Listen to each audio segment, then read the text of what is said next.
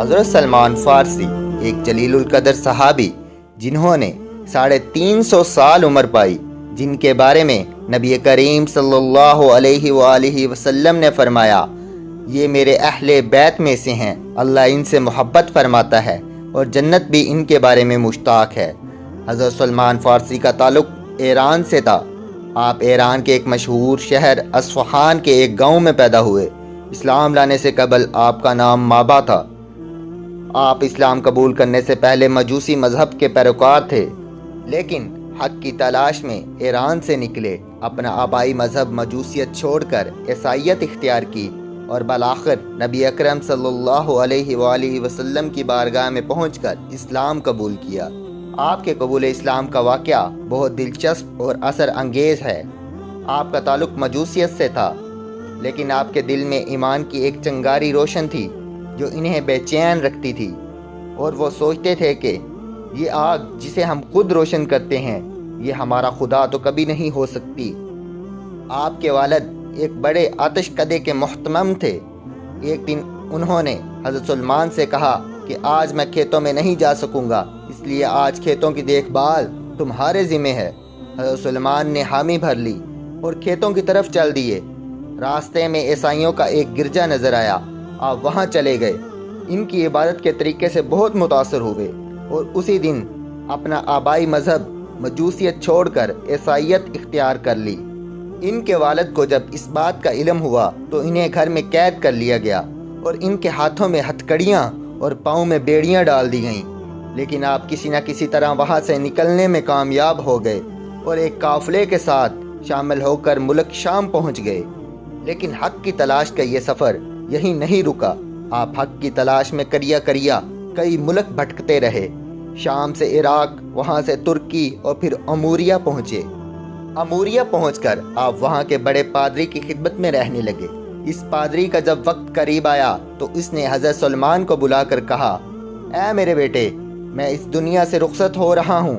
اب نبی آخر الزماں کے ظہور کا وقت بہت قریب ہے، جو صحرائے عرب سے اٹھ کر دین حنیف کو زندہ کرے گا اور اس زمین کی طرف ہجرت کرے گا جہاں کھجوروں کی کثرت ہوگی۔ اس کے دونوں شانوں کے درمیان مہر نبوت ہوگی۔ وہ ہدیہ تو قبول کرے گا، لیکن صدقہ کو اپنے لیے حرام سمجھے گا۔ تم جب اس نبی پاک کا زمانہ پاؤ تو اس کی خدمت میں ضرور حاضر ہونا۔ اس مرد درویش کے انتقال کے بعد حضرت سلمان اسی جستجو میں رہنے لگے کہ کوئی قافلہ حجاز کی طرف جا رہا ہو تو اس میں شامل ہو جائیں۔ آپ کی جستجو رنگ لے آئی اور قبیلہ بنو کلب کا ایک قافلہ اموریہ سے گزرا۔ آپ اس قافلے میں شامل ہو گئے، لیکن راستے میں قافلے والوں کی نیت خراب ہو گئی، اور جب قافلہ وادی القرا پہنچا تو انہوں نے حضرت سلمان کو یہودیوں کے ہاتھ فروخت کر دیا۔ آپ نے اس کو اپنی قسمت سمجھ لیا، لیکن اس کے باوجود تلاش حق کی جو چنگاری آپ کے سینے میں روشن تھی وہ موجود رہی۔ ایک دن اس یہودی کا ایک رشتہ دار جو یثرب کا رہنے والا تھا، وہ اس سے ملنے آیا۔ اس کو ایک غلام کی ضرورت تھی۔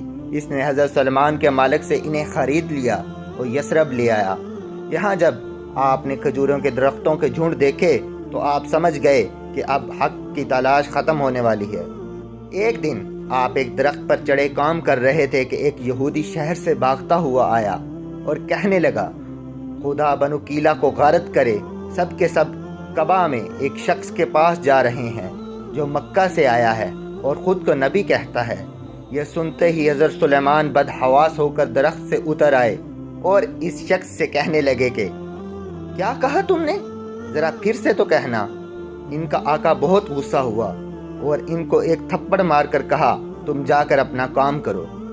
حضرت سلمان اس وقت تو خاموش ہو گئے، لیکن ایک دن آپ کچھ کھانے کی چیزیں لے کر پیارے نبی کی خدمت میں حاضر ہوئے اور وہ چیزیں صدقہ کے طور پر پیارے نبی کو پیش کر دیں۔ پیارے نبی نے وہ چیزیں اپنے صحابہ میں تقسیم کر دیں، لیکن خود کچھ نہ لیا۔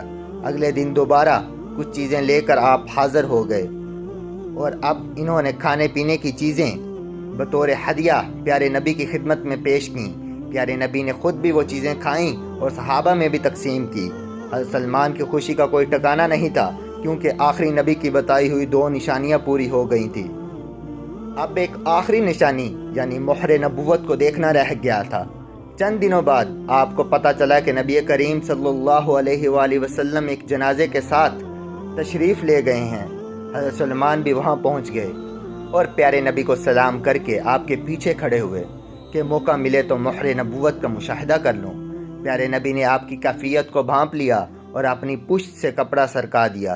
حضرت سلمان فارسی نے کانپتے ہونٹوں سے مہر نبوت کو بوسہ دیا اور کلمہ پڑھ کر دائرہ اسلام میں داخل ہو گئے۔ نبی کریم صلی اللہ علیہ وآلہ وسلم نے غزوہ احزاب میں آپ کے مشورے پر عمل کرتے ہوئے خندقیں کھودیں اور دفاعی جنگ لڑی۔ جنگ خندق کے موقع پر جب خندقیں کھودی جا رہی تھی تو مہاجرین و انصار صحابہ کرام کے درمیان بحث چھڑ گئی کہ سلمان کون ہے۔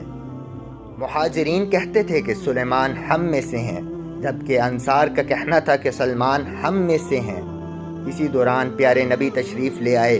آپ کو جب ساری بات کا علم ہوا تو آپ نے فرمایا سلمان میرے اہل بیت میں سے ہیں۔ ان کے عشق رسول اور شوق جہاد کو دیکھ کر پیارے نبی نے ارشاد فرمایا جنت 3 آدمیوں کا اشتیاق رکھتی ہے، علی، عمار اور سلمان۔ حضرت عمر بن خطاب نے ان کو مدائن کا گورنر مقرر کیا۔ اس کی تنخواہ جو ملتی تھی وہ غریبوں مسکینوں میں تقسیم کر دیتے اور خود چٹائیاں بن کر کماتے، اس کا بھی 1/3 خیرات کر دیتے۔ سفر ہمیشہ بغیر زین کے گدھے پر سوار ہو کر کرتے تھے۔ ایک دفعہ اسی طرح آپ گدھے پر سفر کر رہے تھے اور پیوند لگا ہوا کرتا پہنا ہوا تھا۔ ایک شخص نے ان سے پوچھ لیا، اے امیر، آپ نے یہ کیا حالت بنائی ہوئی ہے؟ آپ نے جواب دیا، بھائی آرام و راحت تو صرف آخرت کے لیے ہے۔ آپ کے زہد و تقوی کا یہ عالم تھا کہ انتقال سے پہلے حضرت سعد بن ابی وقاص آپ کی عیادت کے لیے حاضر ہوئے۔ دیکھا کہ حضرت سلمان زار و قطار رو رہے ہیں۔ سبب پوچھنے پر فرمایا کہ سرور کائنات نے مجھ سے عہد لیا تھا کہ دولت دنیا جمع نہ کرنا، اور میرے پاس اس دنیا کا اس قدر سامان جمع ہو گیا ہے کہ ڈرتا ہوں کہ کہیں اس اسباب دنیا کی وجہ سے آخرت میں آقا کے دیدار سے محروم نہ رہ جاؤں۔